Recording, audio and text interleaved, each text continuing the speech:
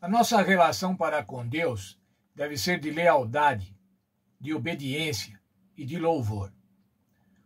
Os salmos podem, ao serem introduzidos na nossa adoração, podem ser um elemento importante de louvor. Podem ser fundamentais para o louvor. Lembre-se, os salmos são orações, são hinos de louvor, portanto, incluí-los na nossa devoção diária pode ser fundamental para que a nossa devoção diária também seja repleta de louvor. A nossa lição traz 3 textos que apoiam a aplicação dos salmos como louvor. Salmo 105, 5. Lembrar-se das maravilhas que Deus fez, dos seus prodígios e dos juízos da sua boca, ou da sua palavra. Este salmo está dizendo, lembre-se das maravilhas que Deus fez. Louvem as maravilhas que Deus fez. Colossenses 3,16, Paulo diz assim, a palavra de Cristo habite em vós, ensinando, admoestando, com salmos e hinos e cânticos espirituais, cantando com gratidão. Veja, o apóstolo Paulo está recomendando, cantem como gratidão, cantem com salmos, cantem com hinos, cânticos espirituais. Mais ainda, Tiago 3,13, já lemos esse verso neste trimestre. Está alguém aflito? Ore. Está contente? Cante louvores. Quando você está contente, você deve cantar louvores. Os salmos apresentam situações em que os irmãos estavam contentes e que os irmãos estavam aflitos ou eles estavam desesperados, mas mesmo assim, eles compunham músicas e cantavam músicas mostrando o amor de Deus.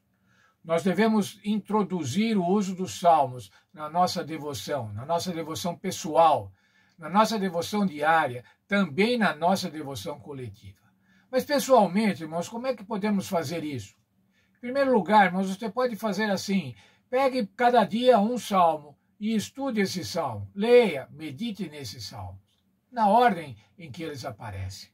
Ou então, busque salmos específicos para situações específicas. Nossa lição enumera algumas dessas situações, alguns desses salmos específicos. Lamento coletivo, ação de graças, hinos, penitências, sabedorias, que são salmos utilizados na busca de sabedoria e na orientação de Deus, salmos históricos, salmos de ira e raiva e salmos de peregrinação. Nós vamos ver nesse trimestre alguns destes salmos e estudaremos no contexto em que surgiram. Mas como é que devemos ler os salmos? Como que devemos entender?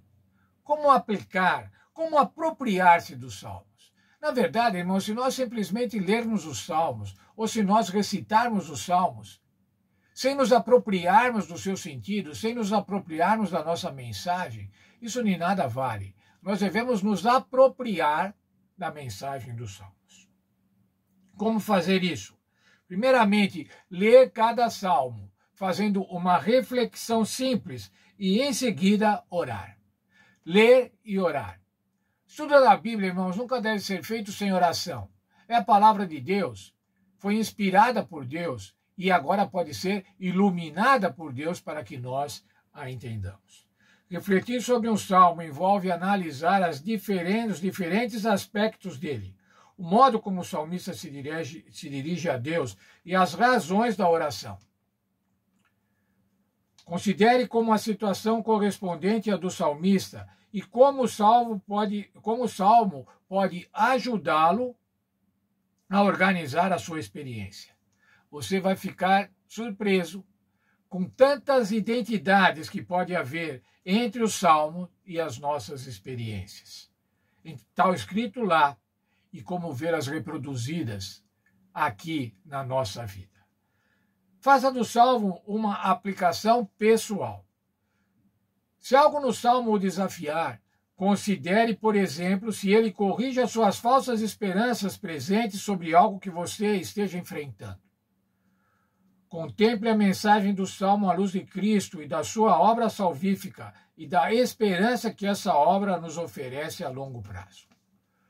Quando você analisa o salmo, quando você estuda o salmo, Olhando para Cristo, certamente você vai encontrar mensagens especiais, mensagens caríssimas, claras para o teu entendimento, para a tua vida espiritual.